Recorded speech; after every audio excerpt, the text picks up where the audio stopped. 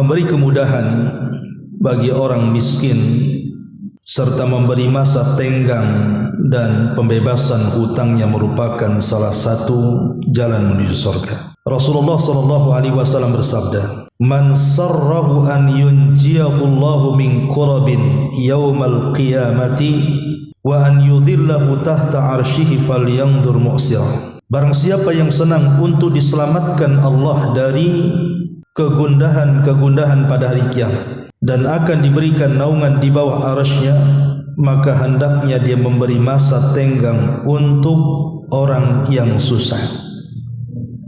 Dan riwayat Muslim, "Man sarrahu an yunjiyahu Allahu min qurabi yaumil qiyamah falyunaffis an mu'sirin aw yadha anhu." Barang siapa yang mau untuk diselamatkan Allah dari kegundahan-kegundahan pada hari kiamat, maka hendaklah dia memberi masa tenggang untuk orang yang miskin atau kesusahan atau membebaskan hutang-hutangnya. Kemudian Rasul bersabda, "Kana rajulun yudayinun nasa fakana yaqulu li fatahu idza ataita mu'siran fatajawaz anhu la'allallah yatajawaz anna falaqiyallah fatazawaja anhu." Dahulu ada seorang laki-laki yang selalu memberikan hutang kepada orang lain. Dia selalu berkata kepada pembantunya, "Apabila kamu mendatangi orang miskin yang berhutang, maka bebaskan hutangnya. Semoga Allah membebaskan dosa-dosa kita." Lalu dia berjumpa kepada Allah dan Allah pun membebaskan dosa-dosanya. Dan Rasul mengatakan, "Man anzara mu'siran falahu bikulli yaumin sadaqatun qabla an yahilla dayn. Fa idza halla dayna fa anzarahu ba'da dzalika falahu bikulli yaumin mithlaihi sadaqatun." Barang siapa yang memberi masa tenggang kepada orang miskin yang berhutang, maka dia mendapatkan pahala sedekah dari setiap harinya selama belum datang tempo pelunasan hutangnya. Apabila tempo pelunasan hutang datang lalu dia kembali memberikan masa tenggang untuknya, maka dia mendapatkan pahala sedekah 2 kali lipat dari setiap harinya. Dan Rasul juga mengatakan, "Inna awwalan nas yastadhillu fi dhillillahi yaumal qiyamah la rajulun yanzura mu'siran hatta yajida syai'an aw yatasaddaqa alaihi bima yatlubuhu yaqulu mali alayka sadaqatun ibtigha'a wajhillah wa yakhriqu sahifatahu." Sesungguhnya orang yang pertama kali diberikan naungan dalam naungan Allah pada hari kiamat adalah seorang laki-laki yang memberikan masa tenggang kepada orang miskin yang berhutang sampai dia mendapatkan sesuatu untuk melunasi hutangnya atau menyedekahkan hutang tersebut kepadanya, di mana dia berkata, "Harta yang kamu hutangi adalah sedekah untukmu." Lalu dia merobek lembarannya karena mengharap wajah Allah Subhanahu wa taala. Baik. Ma'asyiral muslimat yang dimuliakan Allah Subhanahu wa taala. Bicara soal membantu orang hutang artinya bicara soal hutang piutang. Ma'asyiral muslimat yang dimuliakan Allah Azza wa Jalla. Pembahasan pagi ini memang cocok kayaknya untuk ibu-ibu. Karena yang banyak ngutang biasanya ibu-ibu kan. Sampai setruk suaminya mikir utang ibu. Di dalam sebuah hadis Nabi SAW mengatakan, "Nafsul mu'min mu'allaqatun bidainihi hatta yuqda anhu." Jadi jiwa seorang mukmin itu akan tergantungkan dengan hutangnya sampai dibayar. Artinya kalau kita meninggal dunia kemudian kita masih terlilit hutang, maka jiwa kita akan tersiksa dalam kuburan. Makanya amalan sehebat apapun, kalau dia mati berhutang, maka ampunannya akan tertahan. Makanya hadis Nabi SAW sampai mengatakan, "Yughfar lisyahid kullu dzambin illa daina." Semua dosa-dosa orang yang mati syahid itu akan diampuni. Ketika jiwanya saja melayang dalam peperangan, itu dosanya diampuni baik yang besar ataupun yang kecil, kecuali kalau yang mati syahid ini meninggalkan hutang, maka akan tertahan ampunannya. Makanya kenapa di zaman Nabi SAW ada orang yang menemui Nabi SAW meminta agar Rasul itu menyolatkan salah satu jenazah. Jenazah ini sudah dimandikan, sudah dikafankan, tinggal disolatkan saja. Jadi sahabat ini minta kepada Rasul untuk menyolatkan jenazah itu. Tapi sebelum Nabi SAW menyolatkan jenazah ini, Rasul bertanya, apakah jenazah ini punya hutang? Maka dikatakan kepada Nabi SAW, ya, dinaran, jenazah ini punya hutang 2 dinar. Maka Nabi SAW mengatakan, kalau begitu sallu ala sahibikum, solatkan dia, tapi saya tidak akan menyolatkannya. Rasul meminta kepada para sahabat untuk menyolatkan, tapi Rasul enggan menyolatkannya. Kenapa? Karena orang ini punya hutang. Adalah seorang sahabat namanya Abu Qatadah radhiyallahu anhu, dan mengatakan, Rasul, aku tanggung hutangnya, asal kau solatkan dia, aku yang akan bayar. Kemudian Nabi SAW memastikan Abu Qatadah dan mengatakan, betul kau akan bayar 2 dinar itu? Kata Abu Qatadah, wallahi, demi Allah wahai Rasul, aku yang bayar. Maka Nabi SAW pun akhirnya mau menyolatkan orang ini. Besoknya Nabi SAW berjumpa dengan Abu Qatadah dan mengatakan, ya Abu Qatadah, kau sudah lunasi yang 2 dinar itu? Kata Abu Qatadah, Rasul, kan baru kemarin dia meninggal. Kemudian hari ketiga Abu Qatadah berjumpa lagi dengan Rasul. Rasul tetap bertanya, apakah kau sudah lunasi 2 dinar itu wahai Abu Qatadah? Kata Abu Qatadah, iya, aku sudah melunasinya wahai Rasul. Apa kata Rasul? Al-an qad barudat jasaduhu. Sekarang wahai Abu Qatadah, jasadnya sudah dingin. Artinya sebelumnya panas dalam kubur itu. Ketika hutangnya dilunasi, kuburannya menjadi dingin. Lihat bagaimana Nabi SAW menjelaskan kepada kita tentang bahaya hutang. Bagaimana hutang itu membuat panas bukan hanya di dunia, tapi juga di akhirat. Sampai dalam kubur pun membuat kuburan itu menjadi panas. Masalahnya begini, Bu, di masyarakat kita ini, walaupun kita pahamlah kebutuhan saya, ibu atau siapapun, kita ini memang di dunia ini pasti berhajat sesuatu. Tapi ada orang-orang yang kemudian tidak berfikir kepada keluarganya, sehingga setiap hajat yang dikehendakinya itu harus berhutang. Karena mungkin ingin mencontoh orang lain, atau karena kebiasaan dia berhutang. Coba sekarang ya, orang berhutang tuh, hampir semua perabotan rumah itu hutang. Beli spring bed ya hutang, beli kendaraan hutang, sampai beli rumah juga hutang. Lah ini kan masalah kalau semua kemudian kita ini harus berhutang, entah dengan cara kredit atau dengan cara yang lain. Dia tidak tahu akibatnya. Coba lihat akibat orang berhutang. Akhirnya penjara jadi penuh tuh, gara-gara orang yang berhutang tidak mau bayar. Akhirnya dikasuskan. Banyak nyawa-nyawa melayang. Saya lihat berita-berita itu yang pinjol itu, pinjaman online itu, gara-gara tidak sanggup membayar bunuh diri dia. Atau gara-gara dia bermaksiat kepada Allah Azza wa Jalla, dia berjudi kemudian kalah, kemudian dia berhutang, akhirnya bunuh diri. Bahkan ada aparat pula yang bunuh diri gara-gara kelilit hutang judi. Rumah tangga jadi berantakan gara-gara hutang. Perkawanan yang baik tadinya Masya Allah, kemana-mana dengan dia, gara-gara hutang tadi bayar, akhirnya putuslah perkawanan itu. Jadi hutang ini intinya tidak pernah membawa kebahagiaan sama sekali, baik dalam keluarga, dalam masyarakat. Bahkan juga ketika seseorang mengakhiri dirinya, kemudian dipikir kalau dia mati terlunas hutangnya, rupanya di kuburan lebih parah lagi kondisinya dia, karena tidak mau bayar hutang. Lah dari sini peringatan, Bu, jangan sampai suka ngutang. Nanti saya akan jelaskan boleh ngutang itu dalam kondisi-kondisi tertentu. Tapi kalau jadi kebiasaan kan masalah jadinya. Makanya kenapa kemudian sampai-sampai Nabi SAW mengatakan, la tukhifu anfusakum ba'da amniha. Jangan kalian membuat takut diri sendiri setelah Allah Subhanahu wa taala berikan keamanan dan kebahagiaan. Sahabat bertanya, wa madzaka ya Rasulullah? Apa maksudnya kita menanamkan perasaan takut setelah adanya keamanan, menanamkan ketidakbahagiaan setelah adanya ketenangan? Maka Nabi SAW mengatakan, ad-dainu, hati-hati dengan hutang. hutang itu tidak akan membuat nyaman hidupnya. Coba gara-gara mikirin hutang, Bu, akhirnya orang banyak penyakit. Makanya dalam ilmu tib, kesehatan itu, kesehatan tibun nabawi, itu penyakit datang itu 90% itu karena pikiran. Makanan itu 10% saja. Kalau mungkin teori dokter mungkin terbalik kan itu ya. Tapi begitu. Jadi datangnya penyakit itu karena banyak pikiran. Dan biasanya pikiran yang paling stres itu orang yang kelit hutang, Bu. Karena orang yang keliti hutang ini sebenarnya dia waras tapi jadi gila tuh. Kenapa dia gila coba? Malam dia stres, nanti siang pula hilang dia. Hilang takut datang debt collector kan, hilang dia akhirnya. Malam ada, siang hilang.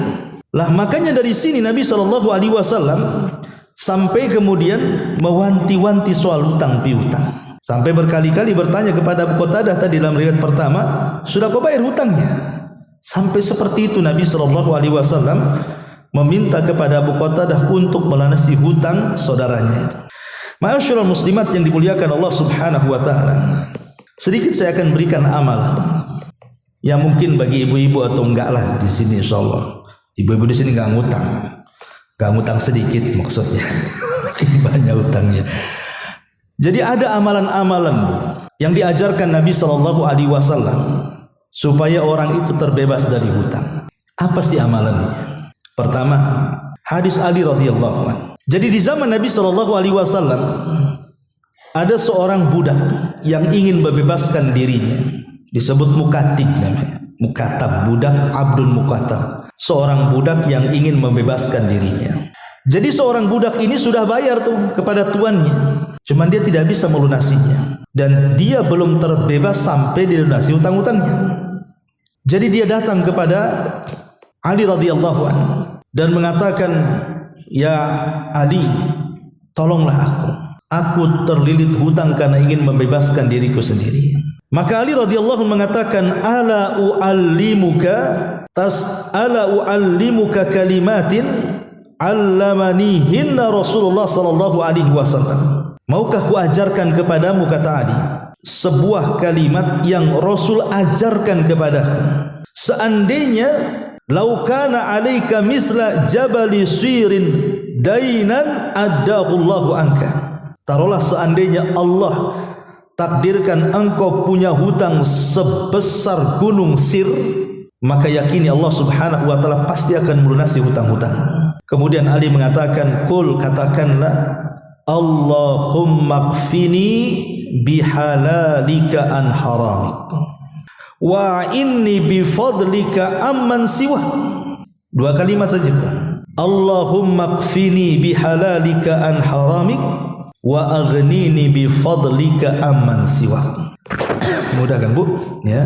Allahumma, ya Allah, ikfini bihalalika, cukupkan aku dengan yang halal yang kau halalkan kepadaku.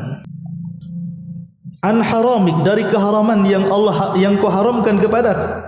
Cukupkan aku yang halal-halal saja. Jangan dekatkan yang haram-haram kepadaku.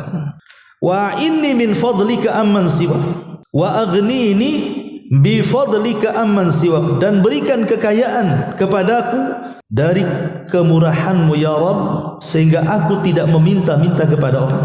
Dua kalimat, Allahumma kfini bihalalika an haramik wa aghnini bi fadlika amman siwak. Hadis ini dikeluarkan oleh Imam At-Tirmidzi. Ini amalan yang pertama. Amalan yang kedua, Nabi SAW mengajarkan doa yang dibaca setiap solat sebelum salam. Jadi dalam tahiyat akhir itu kan ibu membaca tahiyat dulu, at-tahiyatu lillah. Kemudian setelah itu membaca syahadat, asyhadu an la ilaha illallah wa asyhadu anna muhammadar rasulullah. Kemudian setelah itu membaca solawat, Allahumma sholli ala Muhammad. Lah setelah membaca solawat, kita dianjurkan berlindung dari 4 perlindungan kan. Allahumma inni a'udzubika min adzabi jahannam wa min adzabil qabri wa min fitnatil mahya wal mamat wa min syarri fitnatil masihi dajjal. Baru baca doa ini. Apa doanya? Pendek juga. Nabi SAW mengajarkan doa, Allahumma inni a'udzubika minal ma'thami wal maghram. Saya ulangi, Allahumma inni a'udzubika minal ma'thami wal maghrami. Ya Allah, aku berlindung kepadamu agar aku jangan terjerumus kepada perbuatan dosa dan agar jangan terlilit hutang. Maghram. Allahumma inni a'udzubika minal ma'tham wal maghram. Ketika Nabi SAW selalu membaca doa ini, maka ada yang berkata kepada Nabi SAW, Rasul, innaka tasta'id minal maghram katsira. Rasul, kenapa engkau ini senantiasa berdoa kepada Allah Subhanahu wa taala dengan banyak meminta perlindungan dari hutang? Ada apa dengan engkau? Ini jawabannya. Kata Nabi SAW, innar rajula idza gharima ista'dzana haddatsa fakadzab wa wa'ada fa akhlaf. Apabila seseorang itu berhutang, pasti dia akan terjerumus kepada dua perkara. Kalau dia bicara, pasti suka dusta, dan kalau dia berjanji, pasti suka khianat. Itu pasti itu orang yang berhutang, pasti terjerumus kepada dua ini. Kalau dia bicara, pasti dusta. Cobai hutangi orang, ya. Kemudian orang ini tidak amanah. Terkadang sudah lewat temponya tak dibayar, Bu. Biasanya dia ngaco ngomongnya kan, Bu. Pasti dia berdusta. Padahal sebenarnya dia sanggup bayar, tapi dia seolah-olah tidak punya uang. Dibilang tak ada uang lah, dibilang belum masuk lah, dibilang itu dan lain sebagainya. Kemudian ketika dia sudah berdusta dalam bicara, pasti terjerumus yang keduanya. Pasti dia khianat. Karena dia sudah di luar daripada jatuh tempo. Tunggulah minggu depan, setelah minggu depan, tunggu minggu depan, setelah minggu depan, akhirnya hilang orangnya. Lah inilah yang ditakutkan Nabi SAW. Makanya Rasul senantiasa berdoa, Allahumma inni a'udzubika minal ma'tham wal maghram. Ini yang kedua. Yang ketiga, Nabi SAW satu hari, entah siapa yang menggerakkan Rasul untuk melangkah ke masjid. Tiba-tiba Nabi SAW kakinya terlangkahkan ke masjid. Padahal ketika itu Nabi SAW ke masjid itu di waktu orang sedang sibuk bekerja, di waktu duha, entah jam 9, jam 10 gitu kan. Waktu orang bekerja, artinya nggak ada orang ke masjid pagi-pagi itu. Tetapi entah mengapa kaki Nabi SAW terlangkahkan ke masjid. Sampai di masjid, rupanya dia melihat ada seorang sahabat yang sedang berdoa kepada Allah Azza wa Jalla. Dan dilihatnya raut mukanya itu kayak penuh dengan kegundahan, stres. Rupanya sahabat itu namanya Abu Umamah Al-Ansari. Jadi Rasul mengatakan, ya Aba Umamah, kenapa engkau ada di masjid di luar waktu sholat? Ini bukan waktu sholat, kenapa kau di masjid? Maka Abu Umamah mengatakan di hadapan Nabi SAW, humumun lazimatni wa duyunun ya Rasulullah. Bingung, stres yang melilit diriku wahai Rasul, dan hutang-hutang yang tidak mampu ku bayar. Maka Nabi SAW mengatakan, ya Aba Umamah, maukah ku ajarkan kepadamu beberapa kalimat yang kalau engkau membaca kalimat ini di pagi dan petang hari, maka yakinlah Allah akan melunasi hutang-hutangmu. Maka Abu Umamah dengan cekatan mengatakan, tentu ya Rasulullah, doa apa itu? Ajarkan kepadaku. Maka Nabi SAW mengajarkan, katakan ya Aba Umamah di pagi dan petang harimu, Allahumma inni a'udzubika minal hammi wal hazan, wa a'udzubika minal ajzi wal kasal, wa a'udzubika minal jubni wal bukhli, wa a'udzubika min ghalabatid daini wa qahrir rijal. 4 kalimat kalau ini. Allahumma inni a'udzubika minal hammi wal hazan, wa a'udzubika minal ajzi wal kasal, wa a'udzubika minal jubni wal bukhli, wa a'udzubika min ghalabatid daini wa qahrir rijal. Apa artinya? Ya Allah, aku berlindung kepadamu dari kebingungan dan rasa sedih hati. Maksudnya bingung akan perkara yang sudah lalu, perkara yang akan datang, dan sedih akan perkara yang sudah berlalu. Kan kalau yang perkara yang belum datang kan ibu stres, bingung tuh namanya. Cemana nanti anak saya ke depan, cemana cita-citanya, macam-macam. Itu orang bingung namanya. Memikirkan yang akan datang itu disebut bingung. Kalau sedih itu biasanya memikirkan yang sudah berlalu tuh. Entah suaminya meninggal, entah barang yang dicari gak ketemu, entah apa saja kan peristiwa-peristiwa masa lalu. ya, yang kemudian terkenang jadi sedih tuh. Kita berlindung dari dua-duanya tuh. Kemudian yang kedua, wa'udzubika minal ajzi wal kasal. Dan aku berlindung kepadamu ya Rabb dari al-ajz. Az itu artinya kelemahan dan juga kemalasan. Apa arti lemah dan malas? Pamannya saya contohkan, ibu punya suami, datang waktu sholat. Suami ibu tidak sakit, suami ibu tidak sibuk, kok tidak ke masjid? Itu disebut apa, Bu? Malas namanya. Tapi kalau suami ibu ingin ke masjid tapi tak bisa karena dia stroke, dia sakit, dia terbaring, itu karena lemah artinya. Lah kita berlindung dari dua-duanya itu. Aku berlindung dari kamu ya Allah dari kelemahan dan rasa malas. Kemudian yang ketiga, wa'udzubika minal jubni wal bukhli. Dan aku berlindung kepadamu ya Rabb dari kekikiran dan rasa takut. Penakut. Orang penakut itu nggak akan jadi apa-apa, Bu. Nggak akan jadi pengusaha. Mau tanam modal takut rugi. Mau buat ini takut ini tak jadi. Nggak akan jadi orang penakut, diam saja dia. Namanya penakut. Ataupun kikir gitu ya. Dan kikir ma'ruf. Lah Rasul juga mengajarkan berlindung dari dua perkara. Dan syahidnya yang terakhir yang keempat, wa'udzubika min ghalabatid daini wa qahrir rijal. Ya Allah, aku berlindung dari kamu dari terkalahkan hutang, nggak sanggup bayar, atau terkalahkan budi baik sehingga tidak bisa berkata-kata baik, berkata-kata yang nasihatilah si Anu tuh, nggak bisa dibanyak bantu saya tuh, segen saya. Akhirnya dia tidak bisa berkata-kata baik. Kenapa? Karena terkalahkan dengan budi baik. Dua-duanya berlindung dari terkalahkan hutang dan berlindung dari terkalahkan budi baik orang sehingga tidak bisa menyampaikan kebenaran. Lah salah satunya di sini min ghalabatid dain. Ini amalan yang ketiga. Amalan yang keempat, perkataan seorang ahli tafsir namanya Makhul rahimahullahu taala, sebagaimana dinukilkan dalam Sunan Tirmidzi dan disahihkan oleh Syekh Albani rahimahullahu taala. Man qala la haula wala quwwata illa billah wala manja minallahi illa ilaihi.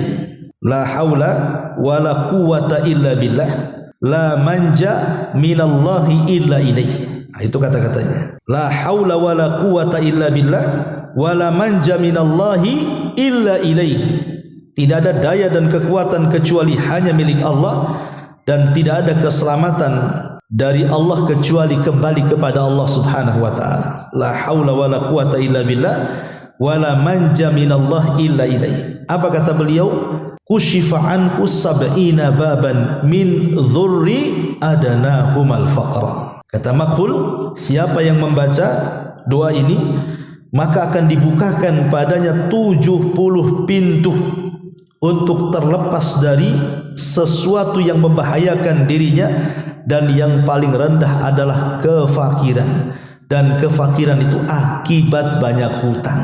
Ini amalan yang keempat yang diajarkan Nabi sallallahu alaihi wasallam. Kemudian amalan yang kelima. Amalan yang kelima disebutkan dalam Sahih Muslim, hadis dari Abu Hurairah radhiyallahu anhu. Jadi doa ini dibaca agak panjang, Bu, tapi bacalah sebelum tidur. Doa ini dibaca sebelum tidur. Allahumma rabbas samawati, Allahumma rabbus samawati wa rabbul ardi wa rabbul arshil azim. Allahumma rabbas samawati wa rabbal ardi wa rabbal arshil azim. Rabbana wa rabba kulli syai'in faliqal habbi wan nawa. Munzilat Taurat wal Injil wal Furqan. Wa a'udzubika min syarri kulli syai'in anta akhidun binasiyati. Allahumma antal awwal falaysa qablaka syai'un wa antal akhiru falaysa ba'daka syai'un wa antal zahiru falaysa fawqaka syai'un wa antal batin falaysa dunaka syai'un iqdi 'anna ad-dain wa aghnina minal faqri. Jadi ujung doa ini ada kalimat iqdi, ya Allah lunasilah 'anna dain, hutang-hutang kami, wa aghnina minal faqri, dan cukupkan kami agar tidak menjadi orang fakir yang meminta-minta. Ini cukup panjang lah. Ya kalau mau menghafal yang pendek-pendek aja lah ya. Yang pertama, Allahumma kfina bihalalika an haramik. Ini satu. Yang kedua, Allahumma inni a'udzubika minal ma'tham wal maghram. Ini pendek. Kemudian yang ketiga, Allahumma inni a'udzubika minal hammi wal hazan wa a'udzubika minal ajzi wal kasal wa a'udzubika minal jubni wal bukhli wa a'udzubika min ghalabati daini wa qahri rijal. Kemudian yang keempat, la haula wala quwata illa billah wala manja minallah ila ilai. Dan yang kelima cukup panjang. Dan yang terakhir, kalau memang semuanya agak sulit dihafal, perbanyak istighfar. Karena Nabi SAW mengatakan, man lazimal istighfar ja'alallahu lahu min kulli dhikin makhraja wa min kulli hammin faraja wa razaqahu Allahu min haitsu la yahtasib. Siapa yang melazimkan istighfar, Allah akan jadikan dalam setiap kesempitannya jalan keluar, pada setiap kebingungannya kebahagiaan, dan Allah akan memberikan rizki dari arah yang tidak disangka-sangka dia. Jadi inilah diantara amalan yang diajarkan Nabi SAW.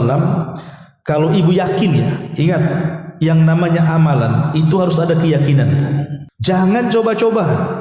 Cobalah kan begitu. Tidak bisa, amalan itu bukan untuk coba-coba, Bu. Karena ajaran itu datang dengan penuh keyakinan kepada kita dari Allah lewat Rasulnya. Maka saat kita mengamalkan ajaran yang penuh keyakinan itu juga harus diyakini dengan keyakinan yang kuat. Jadi ketika membaca doa ini, punya keyakinan bahwa hutang-hutang saya pasti terlunasi, dan terus baca sampai betul-betul terlunasi hutangnya. Nanti Allah akan cari jalan, sesuatu yang kita anggap mustahil jadi mungkin semua dari Allah. Asal yakin saja. Kan yang memiliki kekayaan Allah Subhanahu wa taala. Kekayaan Allah ini terbentang dari ujung sana dan ujung sini. Jadi harus ada keyakinan bahwa hutang-hutang kita itu dengan membaca amalan-amalan ini bisa terlunasi. Ma'asyiral muslimat yang dimuliakan Allah Azza wa Jalla. Tapi juga tentu ada beberapa nasihatnya. Gimana caranya agar kita jangan suka berhutang? Yang pertama, coba pikir sebelum kita berhutang itu tentang akibat dampak hutang itu sendiri. Apakah kita bisa melunasi atau tidak? Macam mana kalau saya tidak bisa melunasi? Jadi harus terpikir bahwa hutang itu mengurangi pahala kita. Karena nanti pada hari kiamat orang-orang yang bangkrut itu adalah orang-orang yang ketika di dunia mendolimi orang. Dengan cara apa? Dia hutang tapi tak mau bayar. Pikir ke situ. Ini yang pertama. Kemudian yang kedua, bolehlah seseorang itu menghutang tapi dalam kondisi darurat. Kalau tidak darurat, hanya kebutuhan-kebutuhan yang sifatnya tidak mengancam nyawa, ngapain hutang? Umpamanya tanpa punya sepeda motor pun dengan jalan-jalan kaki, apa masalahnya? Atau tidak punya handphone yang bagus, kalau daripada hutang bagus handphone yang jadul gitu, maksudnya kan tidak mengancam jiwa. Apa masalahnya? Kenapa harus hutang juga? Kenapa harus lihat orang bagus kemudian saya ingin seperti dia akhirnya berhutang? Kemudian yang ketiga, ingat bahwa hilangnya kebahagiaan itu diakibatkan hutang. Lihat orang-orang di sekitar kita, orang yang terlilit hutang akhirnya bunuh diri, orang yang terlilit hutang akhirnya rumah tangga berantakan, akhirnya berpindah-pindah rumah karena dicari-cari orang kan itu. Saya punya kawan di Batam ini, utangnya banyak di mana-mana. Saya pun tak pusing tuh. Nah, nanti ceritanya dia ada di perumahan ini katanya. Nanti cuman beberapa hari sewa di situ hilang lagi. Di perumahan mana lagi? Di perumahan mana lagi? Saya pikir rumahnya banyak, Bu. Banyak kali rumahnya, pindah-pindah rumah. Rupanya bukan karena banyak rumah, karena dikejar-kejar debt collector tuh. Jadi akhirnya pindah-pindah rumah. Ujung-ujungnya tinggal di ruli, Bu. Lah ini kan masalah nih. Jadi ingat, hutang itu juga mencabut kebahagiaan. Kemudian juga hutang juga kata para ulama, hammun bil laili madallatun bin nahar. Hutang itu membuat stres di malam hari, terhina di siang hari. Malam tidak bisa tidur, cemana mau tidur dia mikir hutang. Nanti siang itu terhina dia. Terhina gimana? Terpaksalah akhirnya dia untuk tutup lubang dengan gali lubang. Akhirnya dia nutup lubang tapi dengan cara gali lubang, nyari orang, kemudian pinjam, memelaslah bahasa kitanya kan. Akhirnya dengan cara memelas dia, menghinakan dirinya, kemudian dapatlah hutangan. Kemudian dikasih kepada orang yang kita hutangi. Nanti kita punya hutang dari orang kedua nih, cari lagi untuk menutupi. Sampai kapan coba? Kita menghinakan diri dengan cara meminta dan kita tidak pernah memberi. Sementara Rasul mengatakan yadul ulya khairun min yadis sufla. Tangan di atas itu lebih baik daripada tangan di bawah. Ya. Nah, itu juga harus dipikirkan. Kemudian juga yang kelima, bahwa pikirkan sesuatu. Pertama, jangan al-israf fil masarif. Jangan terlampau berlebihan dalam kebutuhan-kebutuhan. Karena biasanya orang berhutang itu karena berlebihan ketika membelanjakan uang. Sebenarnya tidak butuh tapi kita beli. Nah, ini masalah. Akhirnya ujung-ujungnya ngutang. Kemudian yang kedua juga, jangan sampai bayar hutang dengan riba. Tapi banyak orang-orang yang kemudian membayar hutang dengan cara riba. Dia punya hutang sama orang, pinjam ke bank pula. Akhirnya apa? Terlilit dua dosa kan. Pertama, dia sudah tidak menghargai hutang orang. Yang kedua, terjerumus pula kepada riba dia. Atau jelas-jelas umpamanya tidak ke bank, pinjam ke rentenir lagi, ke lintah darat tuh, makin lagi kan stres hidupnya. Maka ini juga hindari, karena barang siapa yang meninggalkan sesuatu karena Allah, pasti Allah akan ganti sesuatu itu. Ya, sebaiknya kerja keras saja. Kemudian ada niat baik ingin melunasi. Karena Imam Ahmad mengatakan, in will khaira, niatkan dalam hatimu kebaikan. Fa in yanwil khaira, kalau seseorang itu kemudian meniatkan niat yang baik, maka dia terus di atas kebaikan. Jadi kata Imam Ahmad mengatakan, niatkan dengan niat yang baik. Selama niat baik itu tertanam pada hati kita, maka kebaikan itu akan menyertai kita. Jadi kalau kita ini berhutang, Bu, niatkan ingin bayar gitu maksudnya. Kalau terpikir ingin bayar dengan usaha bekerja sana sini, insya Allah itu kita dianggap kebaikan itu, dan pasti akan dicarikan jalan keluarnya. Tapi kalau orang punya hutang, nanti saja, justru dipersempit pula kehidupannya. Kenapa? Karena ada hadis yang mengatakan bahwa barang siapa yang mengambil karena ingin membayar, maka Allah akan lunasi hutangnya. Tapi barang siapa yang mengambil dan tidak ingin membayar, maka Allah hancurkan kehidupannya. Nah, ini juga ngeri hadis-hadis Nabi SAW yang bicara soal hutang piutang. Ma'asyiral muslimat yang dimuliakan Allah Subhanahu wa taala. Kemudian juga banyaklah bertawasul kepada Allah dengan nama-nama Allah ya Razzaq. Jadi kalau kita banyak hutang, banyak bertawasul dengan nama Allah Ar-Razzaq. Dengan cara apa? Ya kita mengatakan, ya Allah ya Razzaq, wahai Zat yang berikan rizki, urzuqni, berikan rizki yang melimpah kepadaku agar aku bisa bayar hutang. Jadi tawasul dengan nama-nama Allah itu sesuatu yang sangat agung sekali. Jangan remehkan kalimat ya Razzaq dalam Asmaul Husna itu. Karena itu juga salah satu yang bisa melunasi hutang-hutang kita. Ini diantara solusi sedikitnya. Tapi yang jelas, Bu, begini. Orang kalau tidak mau bayar hutang, hakikatnya dia tidak cinta dengan saudaranya. Dan ketika dia tidak cinta dengan saudaranya, berarti imannya dipertanyakan. Kalau kita mengaku seorang muslim, mengaku seorang mukmin, maka ingat hadis Nabi SAW, la yu'minu ahadukum hatta yuhibba li akhihi ma yuhibbuhu li nafsihi. Tidak sempurna iman seorang muslim sampai dia mencintai saudaranya seperti dia mencintai dirinya sendiri. Artinya kalau orang itu punya hutang kok tidak mau bayar, berarti dia tidak pernah mencintai saudaranya. Nah, keimanannya dipertanyakan tuh. Karena dia tidak mencintai saudaranya. Kalau dia mencintai saudaranya, pasti akan dilunasi hutangnya. Ketika dia tidak membayar lunas hutangnya, itulah berarti menunjukkan dia tidak pernah cinta dengan saudaranya. Ini yang harus dipahami. Yang kedua, ingat, orang yang telah memberikan hutang kepada kita itu dia orang baik. Kalau dia bukan orang baik, nggak mungkin lah dia akan memberikan uang untuk menghutangi kita kan. Pasti dia orang baik. Kalau dia memang orang baik, balaslah kebaikan dengan kebaikan, gitu maksudnya. Makanya Allah Subhanahu wa taala mengatakan, jazaul ihsan ilal hal jazaul ihsan ilal ihsan. Bukankah kebaikan itu harus dibalas dengan kebaikan? Dia itu orang baik, sudah memberikan uangnya kepada kita. Malah kebanyakan di antara kita, maaf ya, kadang-kadang orang yang berhutang itu lebih sangar dibandingkan orang yang ngasih hutang kan. Lebih sangar, Bu, kadang-kadang. Ini orang yang ngasih hutang, dia tidak pernah marah. Tapi orang yang berhutang ketika ditagih hutangnya, lebih bisa marah dia. Aneh kan gitu. Ketika dia datang baik-baik minjam hutang, dia pasang tuh muka-muka susahnya, muka-muka kasiannya kan, dengan mengemis-ngemisnya dia, dengan memuji-mujinya dia. Tapi setelah dapat uang, ketika sudah jatuh tempo ditagih, dia pula yang marah-marah. Ini nggak punya otak orang kayak gini nih. Orang ini sudah berbuat baik, harusnya dibaikin. Ini malah dijahati. Yang lebih parah lagi, saya lihat di berita-berita itu, sampai ada orang yang nagih utang itu sampai dipukul, bahkan tak jarang dibunuh. Ya. Jadi ini dosa apa lagi coba? Dia sudah salah kuadrat lagi dia, menyakiti orang yang ngasih hutang. Maka balaslah kebaikan dengan kebaikan, karena Allah suka dengan orang-orang yang berbuat baik. Wa ahsinu innallaha yuhibbul muhsinin. Dan kalau ibu bisa melunasi hutang, jangan diam saja. Kalau ibu bisa melunasi hutang, berikan hadiah kepada dia. Umpamanya dia ngutangi ibu 100 juta. Ibu sudah mungkin setahun ngumpulin uang 100 juta itu, tambahlah 100 juta lebih. Ini bukan riba. Ya, yang riba itu kalau memang orang ini terkenal minjami uang dan kalau dibayar minta tambah. Nah, itu disebut riba namanya. Tapi kalau orang ini tidak dikenal, nggak suka ngeriba-ngeribain gitu ya, kemudian kita pinjam uangnya, nggak apa-apa kita tambah.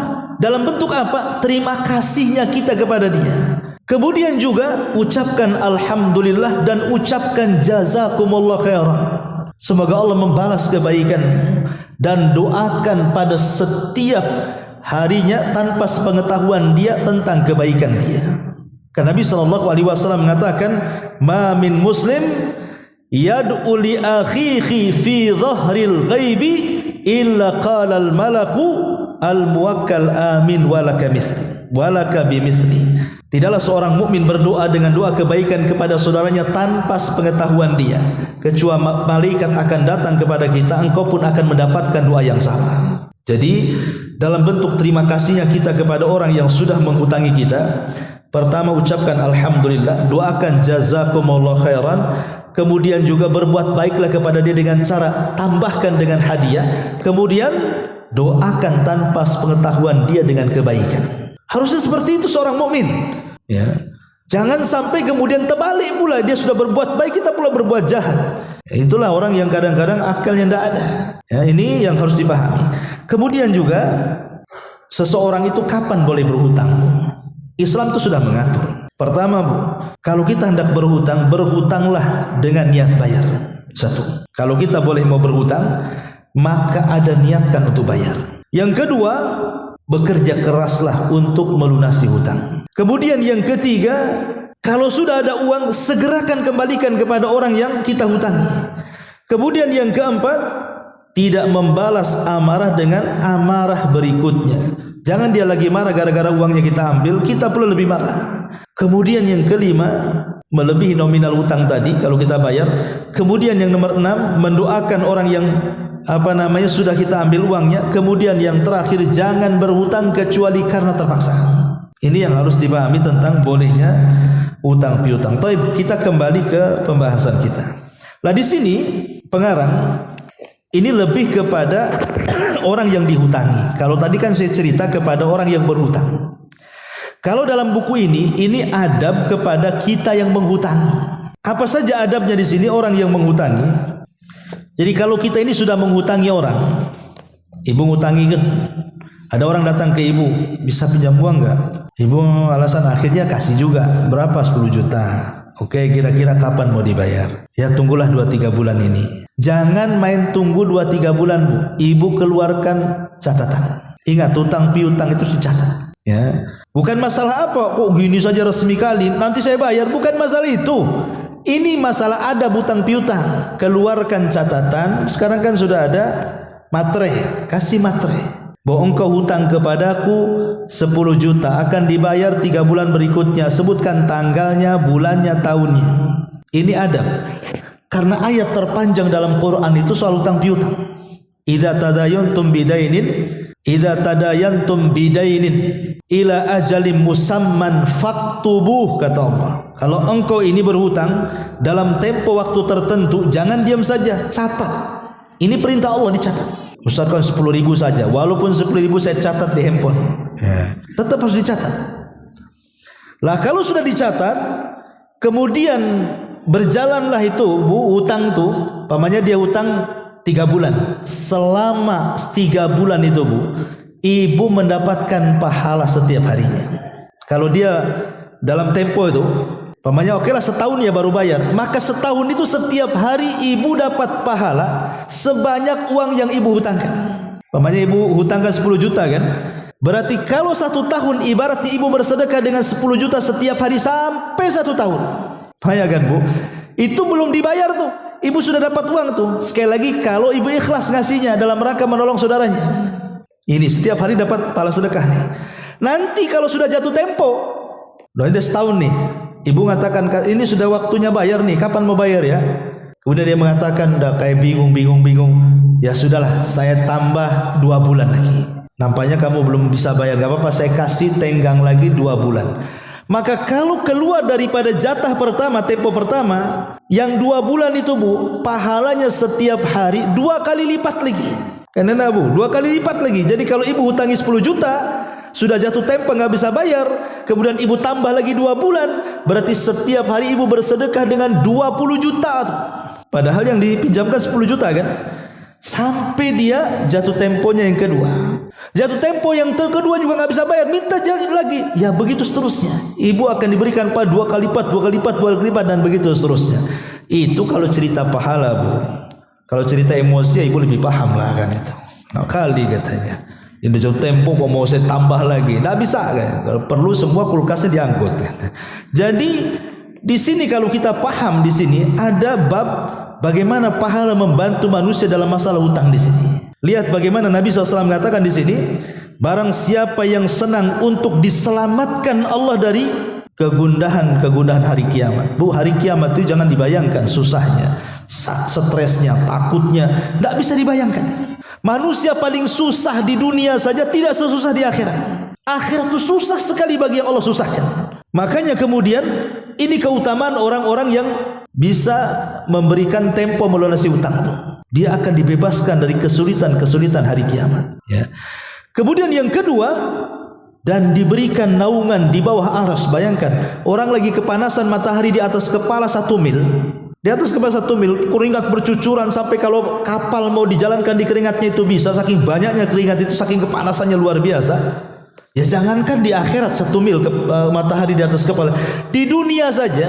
Coba kalau seandainya matahari bergeser sedikit saja ke bumi, di atas 40 derajat atau berapa kayak gitu.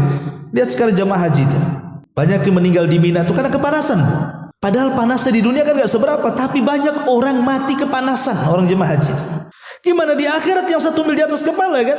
Tapi orang-orang yang membantu manusia dalam melunasi hutang, maka akan dapat naungan tuh. Sehingga antara matahari dengan kepalanya akan terhalang. Ini yang kedua ya. Di antaranya keutamaan orang yang membantu orang melunasi hutang. Dan yang ketiga, tadi setiap 1 hari kalau belum jatuh temponya, berarti dia akan mendapat pahala sedekah sebanyak uang yang dihutangi. Kalau sudah jatuh temponya kemudian ibu ngasih tenggang waktu lagi, berarti pahalanya 2 kali lipat daripada yang pertama. Berarti dari sini saja sudah 3 keutamaan besar yang disebutkan dalam hadis Nabi SAW.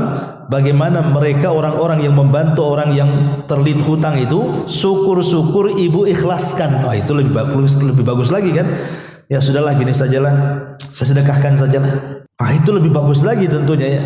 Yang enggak disedekahkan saja ibu ulur sengaja kan. Udah setahun, tambah lagi setahun, sampai ibu mati. Itu kan pahalanya ngalir terus tuh. Ya dengan catatan bu, memang harus ada keikhlasan ya. Kalau nggak ada ikhlas ya enggak juga ya. Jadi harus dipahami tentang pahala orang yang membantu orang yang sedang terlilit hutang.